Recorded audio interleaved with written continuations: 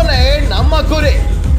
ನಡೆಯುತ್ತಿರುವ ಅನ್ಯಾಯ ಅತ್ಯಾಚಾರಗಳನ್ನ ಜನರ ಕಣ್ಮುಂದೆ ತಲುಪಿಸುವುದೇ ನಮ್ಮ ವಾಹಿನಿಯ ಧ್ಯೇಯ. ಕನ್ನಡಿಗರ ಮನೆ ಮನಗಳಿಗೆ ಮಾಹಿತಿ ಮುಟ್ಟಿಸುವ ಕ್ಷಣ ಕ್ಷಣದ ನಿರಂತರ ಸುದ್ದಿಗಳಿಗಾಗಿ ವೀಕ್ಷಿಸಿ RT24x7 ನ್ಯೂಸ್ ಕನ್ನಡ ವಾಹಿನಿ. ಎಲ್ಲರಿಗೂ ನಮಸ್ಕಾರ. ಇವತ್ತಿನ ದಿವಸ ನಮ್ಮ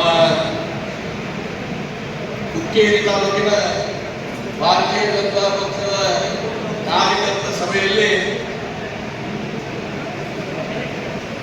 ಇವತ್ತು ನನ್ನ ಜೊತೆ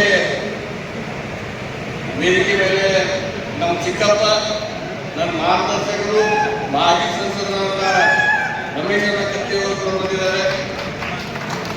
ಹಾಗೆ ವೇದಿಕೆ ಮೇಲೆ ಉಪಸ್ಥಿತರಿರುವಂತಹ ಎಲ್ಲ ನಮ್ಮ ಪಕ್ಷದ ಪದಾಧಿಕಾರಿಗಳೇ, ಹಾಗೆ ವೇದಿಕೆ ಮೇಲೆ ಉಪಸ್ಥಿತರಿರುವಂತಹ ಎಲ್ಲ ನಮ್ಮ ಹುಕ್ಕೇರಿ ತಾಲೂಕಿನ ಎಲ್ಲ ಸಂಘದ ಅಧ್ಯಕ್ಷರು, ಉಪಾಧ್ಯಕ್ಷರು, ಮಾಜಿ ಹಾಜಿ ಅಧ್ಯಕ್ಷರು, ಉಪಾಧ್ಯಕ್ಷರು, ಹಾಗೆ ಇವತ್ತು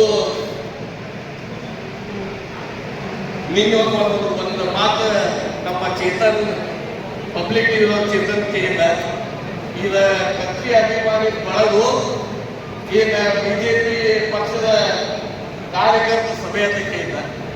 ಎಲ್ಲಿ ಕತ್ತಿಯವರು ಇರ್ತಾರೋ ಅಲ್ಲಿ ಕತ್ತಿಯವರ ಅಭಿಮಾನಿ ಬಳಗ ಇರುವುದು. ಅದಕ್ಕೆ ನಾವು ಬಿಜೆಪಿ ಈ ಸಭೆಗೆ ಬಂದಂತ ಇವತ್ತು ನಮ್ಮ ಹುಕ್ಕೇರಿ ತಾಲೂಕಿನ ಎಲ್ಲ ಗ್ರಾಮದ ಹಿರಿಯರೇ, ತಾಯಿಯಂದಿರಲಿ, ಈಗಾಗಲೇ ಸಾಕಷ್ಟು ಜನ ನಮ್ಮ ಭಾಗದಲ್ಲಿ ಕಳೆದ ವರ್ಷ ಅಥವಾ 8 ತಿಂಗಳಿಂದ ಏನೇನು ದುಷ್ಪೇಟಿಗಳು ಬಂದಿದ್ದಾರೆ ಅಂತ ಹೇಳಾಗಿತ್ತು. ಯಾರ್ಯಾರು ಏನೋ ಆವೇಶ ಕೊಟ್ಟು, ಏನೋ ಆಶ್ವಾಸನ ಕೊಟ್ಟು ತಲೆ ಕೆಡಿಸಿ ಸಂಘ ಸಂಸ್ಥೆಗಳು ಮುಲು ವ್ಯವಸ್ಥೆ ಕೂಡ ಮಾಡಿದ್ದಾರೆ. ಅದ್ರ ಬಗ್ಗೆ ತಮ್ಮೆಲ್ಲರಿಗೂ ದುಃಖ ಆಗೈತಿ. ನಾವು ಎದಕ್ಕೆ ಇದ್ರ ಬಗ್ಗೆ ಮಾತಾಡಿಲ್ಲ, ಎದಕ್ಕೆ ಮೌನ ಅಂತ ಹೇಳಿ ಇವತ್ತು ಉತ್ತರ ಕೊಡಾಕ ನಾನು, ನಮ್ಮ ಕಾಕ ಎಲ್ಲರೂ ಕೂಡಿ ಬಂದಿವಿ. ನಾವು ಇದು ಬರೀ ಇನ್ನೂ ಏನು ಮಾಡ್ತಾರೆ ನೋಡೋದು, ಇನ್ನೇನೈತಿ, ಯಾ ಹಿರಿಯ ನಂಬಬೇಕು, ಯಾಕೆ ಹಿರಿಯ ಹಿಡಿಬೇಕು. ಯಾಕಂದ್ರೆ ದಿವಸಕ್ಕೂ ಅಂತ ಬದಲಾವಣೆ.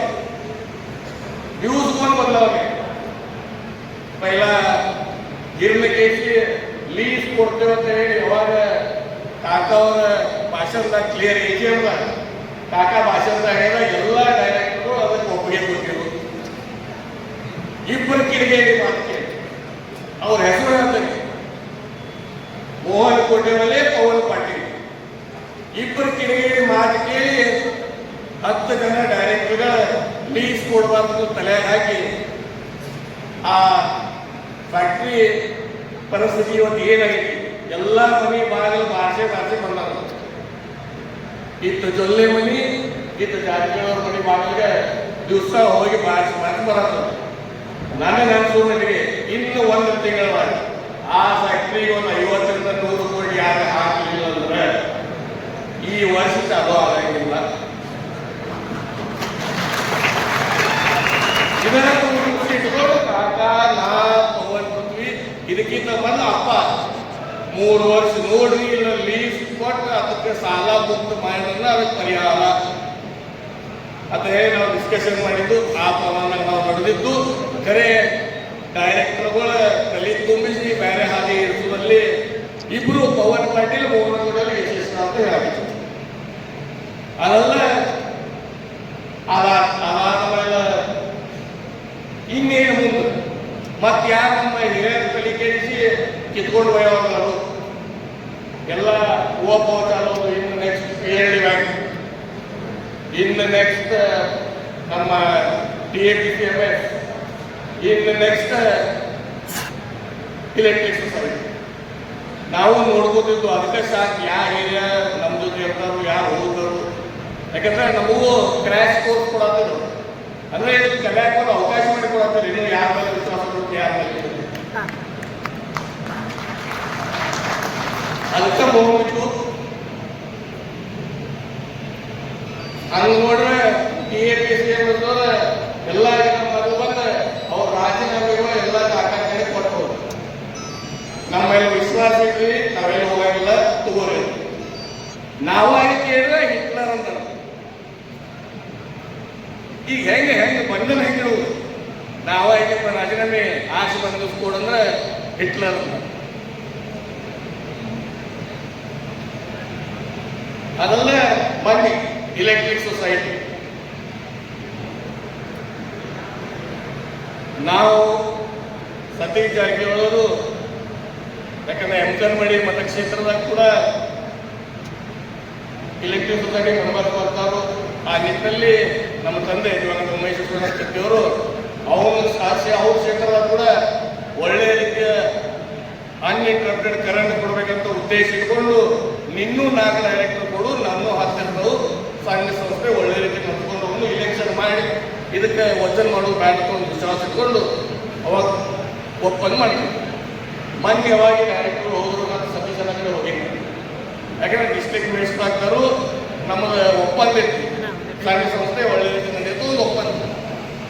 ನಾ ಹೋದಾಗ ಸತೀಶನ್ನ ಇದು ನಿಂದು ಪೆನಲ್ ಐತಿ, ನಂದು ಪೆನಲ್ ಇಬ್ಬರು ಅಸಹ್ಯ ಆಗ್ತದೆ ವಿಚಾರ ಮಾಡಿದ್ರೆ ಅದು ಬಾಲಚಂದ್ರ ಮಾತಾಡಿ ಹೇಳ್ತಾರೆ ಬಾಳಿ ಹೋಯ್ತು ಹೇಳಿ.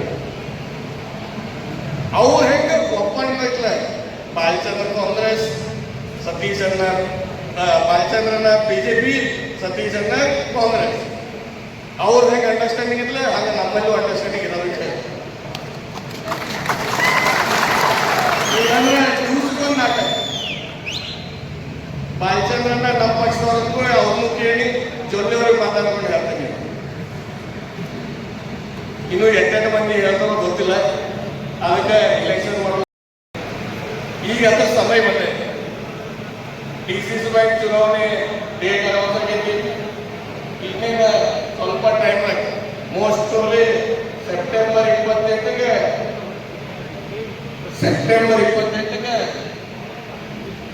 इलेक्ट्रिक सोसाइटी इलेक्शन पहिला ಆಗ್ತೈತಿ. DCC ಬ್ಯಾಂಕ್ ಅಕ್ಟೋಬರ್ 19ಗೆ ಇಲೆಕ್ಷನ್ ಡೇಟ್ ಈಗಾಗಲೇ ಅನೌನ್ಸ್ಮೆಂಟ್ ಆಗಿದೆ.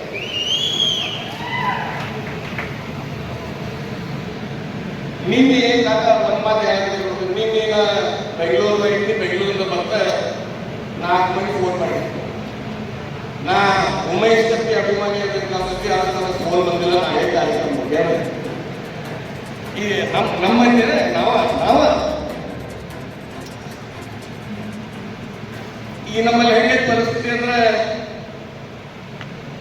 ರಮೇಶ್ ಕತ್ತಿ ಅವರು ವೇದ ತಿಳಿಸ್ತಾರು, ಅಪ್ಪ ಬೈದಿರೋ ಆಮೇಲೆ ಫೋನ್ ಮಾಡಿ ಹಂಗೆ ಮಾಡೋದು ಅಂತಿರು. ನನಗೆಲ್ಲರೂ ಹಿರಿಯರು, ಯಾಕಂದ್ರೆ ನಾ ಎಲ್ಲರಿಗೂ ಸಣ್ಣ. ನೀವೆಲ್ಲರೂ ಅಪ್ಪ ಜೊತೆ ಕೆಲಸ ಮಾಡಿ, ಕಾಕ ಜೊತೆ ಕೆಲಸ ಮಾಡಿ, ಅದಕ್ಕೆ ಹೇಳ್ತಾ ನಾ ಹೂ ಅನ್ಬೋದು. ಯಾವ ಏನು ಅಂದ್ರೆ ಹೂನ. ಅದಕ್ಕೆ ಒಂದೇ ಮಾತು ಹೇಳಕ್ಕೆ ಇಷ್ಟಪಡ್ತಾರೆ, ನಾನು ಒಂದು ಕೈಯಾಗ 5 ಬರಲು ಸಮಾನವಾಗಿಲ್ಲ. ಖರೆ ನೀವೆಲ್ಲರೂ ಇವ್ ತಿಳ್ಕೊಂಡು ಇವ್ರು ಒಟ್ಟಾಗಿ ಹೋಗ್ಬೇಕಂತ ಒಂದು ನಿರ್ಣಯ ಮಾಡಿದ್ರೆ ಮುಷ್ಟಿ ಆಗತೈತಿ, ಯಾವ ಬರಕ್ಕೆ ಸಾಧ್ಯ ಇಲ್ಲ. ಈ ನಿರ್ಣಯ ನೀವು ಮಾಡ್ಬೋದು. ನಮ್ಮ ಮನೆ ಒಳ್ಯಾಕ ಅಪ್ಪ ಇದ್ದಾಗೂ ಪ್ರಯತ್ನ ಆಗ್ಯಾವ, ನನಗೂ ಭಾಳ ಆವೇಶ ಕೊಟ್ಟವು. ಕಾಕಾನ ಬಿಟ್ಟು ಬಾ, ಆ ಎಲೆಕ್ಷನ್ ಆಗಂಗಿಲ್ಲ, ಕಾಕಾನ ಬಿಟ್ಟು ಬಾ ಈ ಅಧ್ಯಕ್ಷ ಕಟ್ತೀವಿ, ಕಾಕಾನ ಬಿಟ್ಟು ಬಾ ಹಿಂಗೆ ಮಾಡು. ಖರೆ ನಿಮಗೆಲ್ಲ ಗೊತ್ತಿದ್ದಾಗ 2 ವರ್ಷ ಹಿಂದೆ ನಮ್ಮ ಹುಕ್ಕೇರಿ ಮತಕ್ಷೇತ್ರ MLA ಎಲೆಕ್ಷನ್ ನಡೆದಿತ್ತು. ಅವಾಗ ಒಂದು ಮಾತು ಹೇಳಿದ್ವಿ, ನಮ್ಮ ತಂದೆಯವರು ಇವತ್ತು ಇಲ್ಲಾದ್ರೂ ನಮ್ಮ ಕಾಕಾನ ತಂದೆ ಸ್ಥಾನ ನೋಡ್ತಾರಂತ ಅವತ್ತಿನ ವ್ಯಕ್ತಿ ಮೇಲೆ ಹೇಳಿ ಅವ್ರನ್ನ ಬಿಟ್ಟು ಹೋಗುವ ವಿಚಾರ ನನಗಿಲ್ಲ. ನಿಮ್ಗೆ ಯಾರು ಹೇಳಿದ್ರು ನೀವು ತಲೆ ಹಾಕೋಬೇಡ್ರಿ. ನಾನು ನಿಮ್ಮನ್ನು ಹೇಳಿ ಬಿಡಾಗಿಲ್ಲ, ಮನೆ ಮುರ್ಕೊಂಡು ರಾಜಕಾರಣ ಮಾಡಕ್ಕೆ ನನಗೆ ಇಂಟ್ರೆಸ್ಟ್ ಇಲ್ಲ.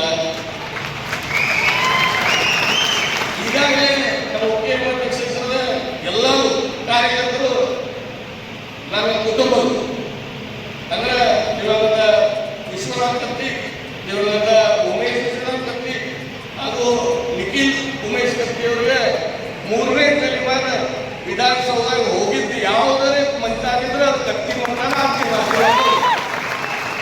ದೇವೇಗೌಡರ ಮನ್ಯಾಗ ಒಬ್ಬ MP ಅದ, ಇಲ್ಲ ಅವರ ಲೆವೆಲ್ ಇರ್ತಿತ್ತು, ಅವ್ರ ಮೀರಿಸಿ ನಾವು ಹೋಗಿರುತ್ತೆ ಹೇಳಕ್ಕೆ ಬರ್ತದೆ.